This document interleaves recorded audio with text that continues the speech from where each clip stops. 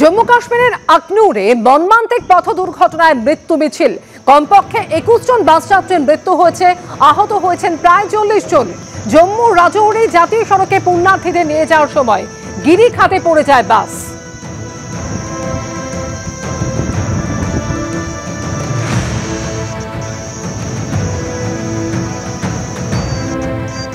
হরিয়ানার গুরুগ্রামের মানেসারে পোশাক তৈরির কারখানায় ভয়াবহ আগুন নিয়ন্ত্রণের চেষ্টা করছে দমকলের 27টি ইঞ্জিন। বিকেল 5টা 35 মিনিটে আগুন লাগে, হতাহতের কোনো খবর নেই এমনই জানিয়েছেন দমকলের এক আধিকারিক। কি কারণে আগুন তা খতিয়ে দেখছে দমকল।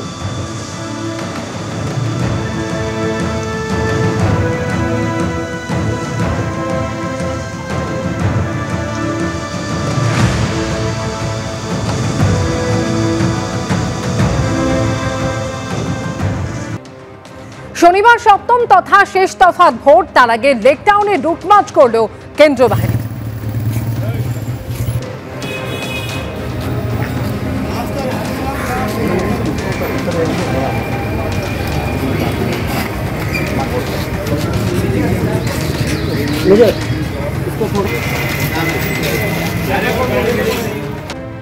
যে খবরে চোখ রাখবো, ভোটের আগে উত্তপ্ত ভাঙড়। তৃণমূল কংগ্রেসের নেতা কর্মীদের লক্ষ্য করে বোমাবাজির অভিযোগ আইএসএফ এর বিরুদ্ধে।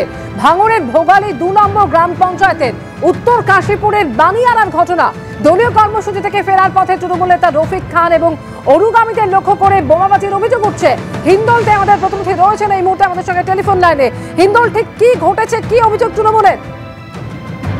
দেখো, আর একদিন পরে কিন্তু যাদবপুর লোকসভা কেন্দ্র, সেই লোকসভা কেন্দ্রের অন্তর্গত ভাঙড়, সেখানে কিন্তু আবারও বোমাবাজির অভিযোগ উঠলো। এবারে তৃণমূলের তরফ থেকে সেই অভিযোগ তোলা হলো আইএসএফ এর বিরুদ্ধে।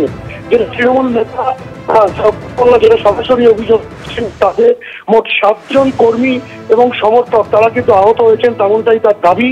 এবং বলছেন যে প্রার্থী হয়ে প্রচার করার সময় তৃণমূল কংগ্রেসের যে মিছিল যাচ্ছিল সেই মিছিল লক্ষ্য করে আইএসএফ কর্মী সমর্থকেরা তারা কিন্তু রীতিমতো বোমাবাজি করে, যেই বোমার আঘাতে মোট 7 জন আহত হয়েছে, যাদেরকে প্রথমে চিরানগাছা দেওয়া হয়েছিল এবং তাদের মধ্যে 4 জনের অবস্থা আশঙ্কাজনক। তাদেরকে কলকাতা রেফারেল হাসপাতালে স্থানান্তরিত করা হচ্ছে। এই গোটা ঘটনায় কিন্তু তৃণমূলের তরফ থেকে শওকত মোল্লা অভিযোগ করলেও এখনো পর্যন্ত আইএসএফ এর তরফ থেকে কিন্তু এই বিষয়ে কোনো রকম কোনো বক্তব্য রাখা হয়নি বা বক্তব্য পাওয়া যায়নি।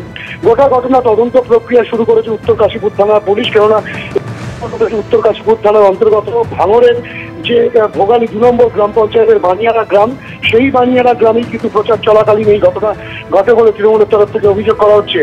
গোটা ঘটনায় যেটা দেখা যাচ্ছে, তো আমরা আগেও দেখেছি যে পঞ্চায়েত নির্বাচনের সময় কিভাবে নমিনেশন দেওয়া থেকে শুরু করে ভোট পর্ব শেষ হওয়া পর্যন্ত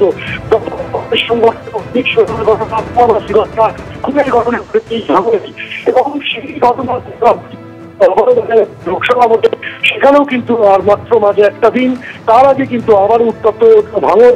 সেখানে কিন্তু আবারও বোমাবাজি তৃণমূলের পক্ষ থেকে আইএসএফ এর বিরুদ্ধে, যদি আইএসএফ এর এখনো পর্যন্ত কোনো বক্তব্য পাওয়া যায়নি। গোটা ঘটনা তদন্ত প্রক্রিয়া শুরু করেছে উত্তর কাশীপুর থানার পুলিশ।